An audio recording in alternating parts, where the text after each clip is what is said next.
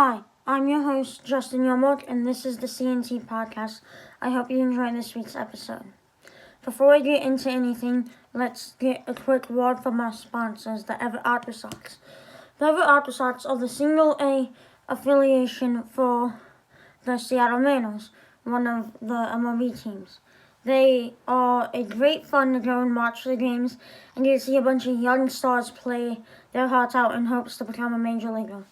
So please check it out. Make sure to check them out if you're ever in town and go to a game. Hit me up. Maybe I'll attend the same game and we can meet up, ball hawk, get a few autographs. Just let me know. And definitely check out the Everett Aqua Sox.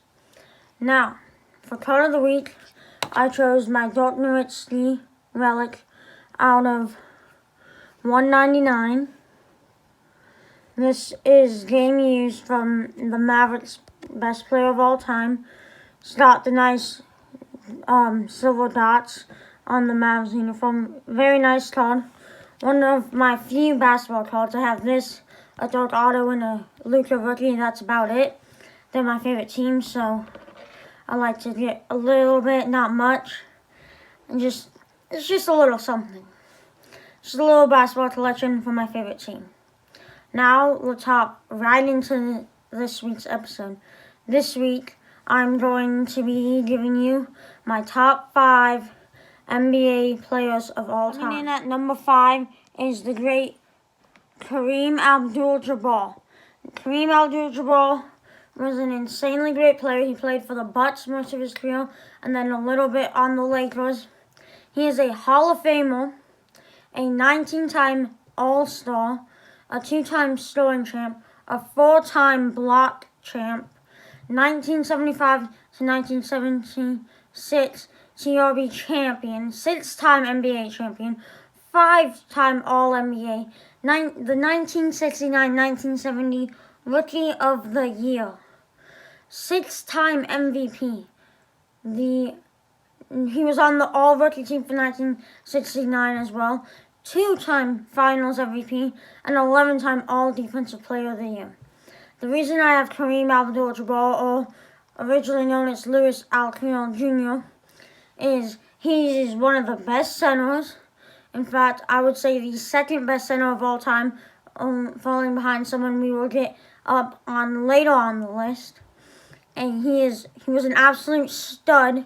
In his career, he averaged 25 points and 4 assists, while averaging a 56 field goal percentage. He was an absolute monster on the court, grabbing a ton of rebounds, and was really a huge part in that Bucks team that won it all. He is multiple times. He is a great player, one of the best to ever do it, and definitely worth being on everybody's top 5 list. And if you don't have him on your top 5 list, I think there is something wrong with your top 5 list. At number 4, we have the late Kobe Bryant. Rip. I was extremely sad to see such a great player die tragically. Now, Kobe Bean Bryant was just a huge impact on the game. He helped the Lakers to so many championships, and the one thing that he didn't get to do in his career was go up against LeBron James in the NBA Finals. I would have loved to see them go at it for a championship. We never really saw them get to play a meaningful game against each other besides All-Star games. I feel like it would have been such a great matchup to see them go up against. Now, what Kobe Bryant is, he is a Hall of Famer, an 18-time All-Star, 2-time scoring champ, 15-time All-NBA, 5-time champion, 12-time All-Defense of the 1996-97 All-Rookies team, a 2-time Finals MVP, the 1-time MVP, and a 4-time All-Star Game MVP. That is right. Four times in his career, he was an All-Star, and he won the MVP. Out of all the All-Stars that year, he played the best 4 times. That is insane to me. One of the craziest Black Mamba stats, in my opinion. To just go out and do that 4 times is insane. He played so good in his career. He averaged exactly 25 points throughout 1,346 games. And in his last game, dropped 60 points. So yeah, he was getting older and wasn't as good, but he could still drop 60 at that age, which was 36 or 37. He could still drop 60 at that age, which is a lot more points than a ton of greats all time in one game.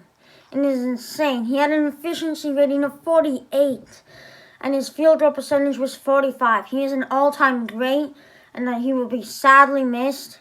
My prayers go out to his family and wife as she just had their anniversary.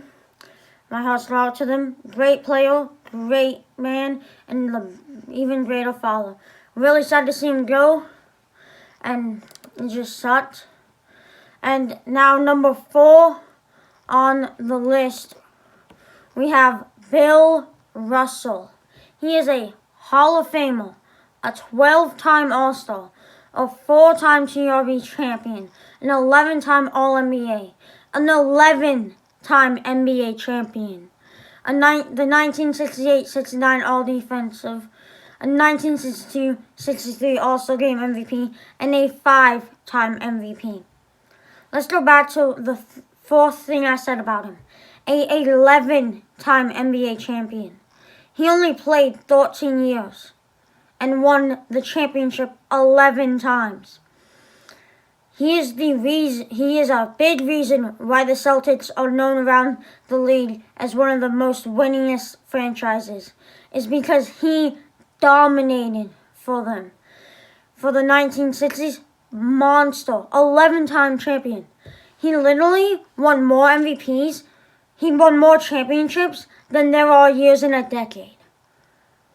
He is insane. He only 2 years in his career, they did not win the championship. He is an absolute beast on the defensive end and a great rebounder. He might not be the best point scorer, but he still put up 15 points a game in 963 games on average. He is a monster on the court and was amazing. And I have him just barely over Kobe because of that 11-time championship. That is a record I don't think will ever be broken. That was just insane.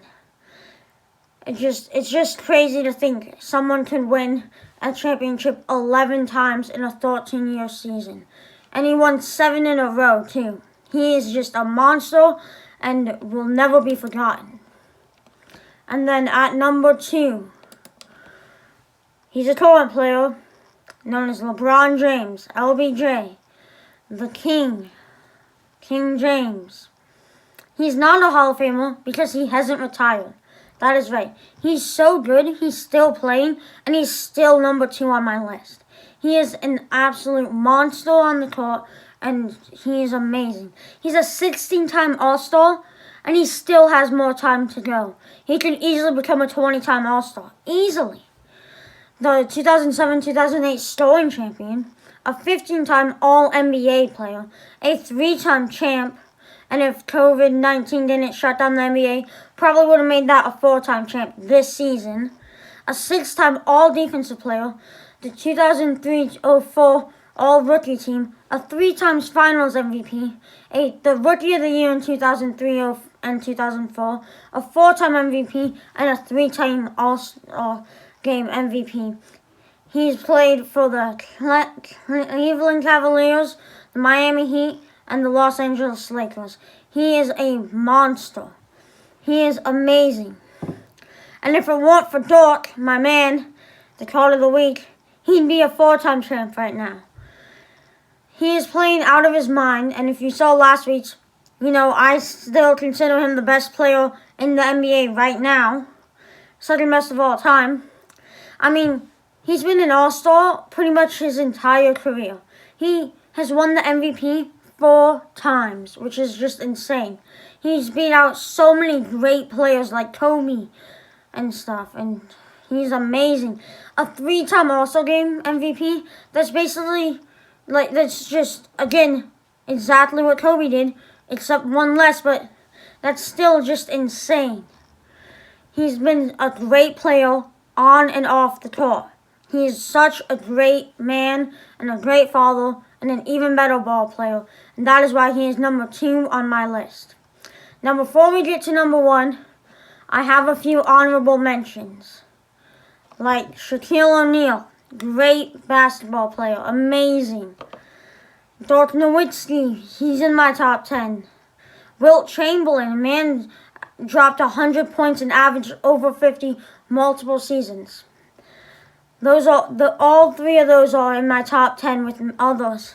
There's just been so many great players. And now, at number 1 on my list, the GOAT, His Airness, Michael Jeffrey Jordan.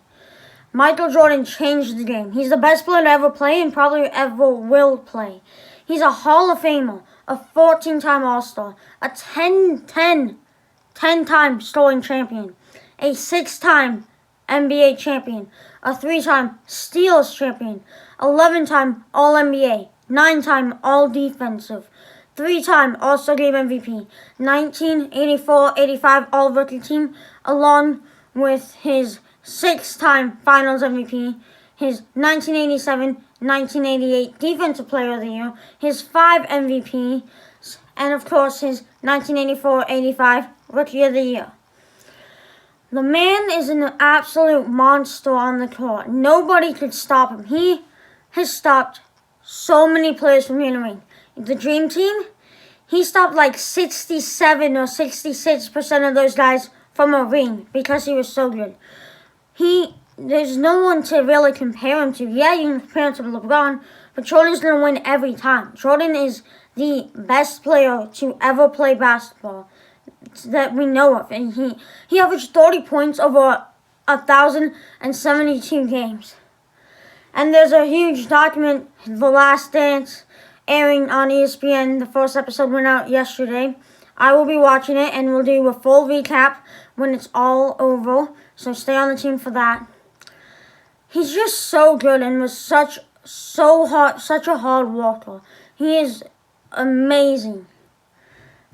Thank you again. Thank you all for watching this episode of CNT. I'll see you next time.